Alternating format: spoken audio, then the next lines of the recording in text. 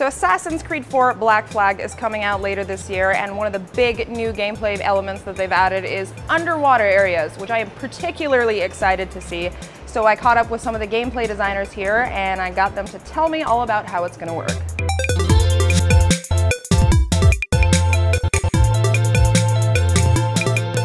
It seems like a lot of the gameplay elements from above ground have sort of been incorporated into the underwater gameplay, but in kind of a twist. Can you go into a little bit of detail about that? What we wanted to do was actually kind of turn the tables on the player. Now you're in an environment where you're actually the prey.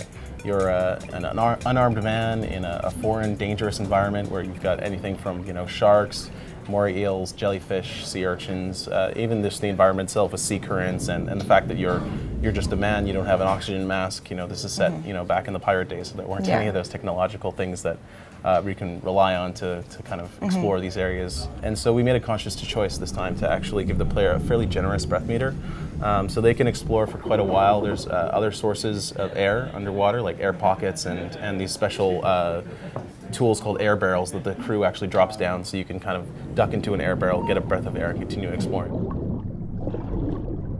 You guys, in addition to the underwater, also have caves, right?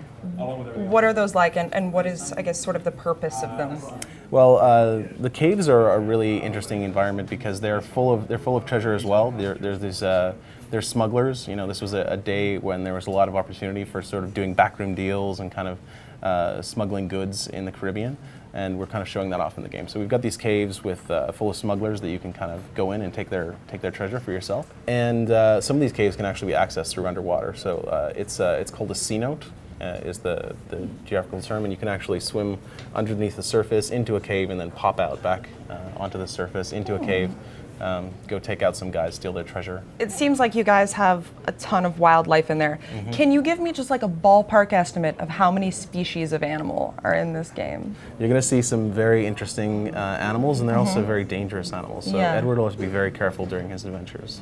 There are animals that you don't even want to look at because they're so scary. Because when you're underwater, when you're above land, when you're harpooning, you're the man. You know, you're on your ship, you got your harpoon, boom, you're done.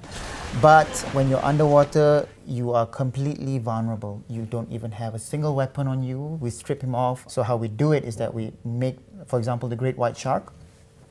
We added a little bit more beastliness, if I can say it. You know, like you add a little bit more blood around the mouth, and then you bring down his brow to make him look fierce. You give him more muscles. Also, from when you put something on screen, you want to make things larger than life. This is what we've done also for the animals. So it's like all of the animals are on steroids, basically, pretty much. The animals you harpoon. Yeah. We have elements of the underwater that impact the main story, but really one of the cool ways that underwater impacts the main game is the fact that you get these great upgrades for the Jackdaw by searching for underwater. You can find power-up, like basically upgrades for your ship, and obviously money and stuff, which is very important. And it's all about the Jackdaw becoming sort of like your second hero in the game. So you have this ship that stays with you from the beginning of the game, and you'll build it and customize it and make it stronger as you progress. And so going and diving underwater, you're going to be searching for very valuable rewards as you explore the underwater environment. So it's really about, you know, finding treasure at the end of the day. Finding treasure. That sounds fun. That's what pirates are about, I guess. Thank you so much for speaking with me. Thanks. And I'm going to go talk to somebody else now.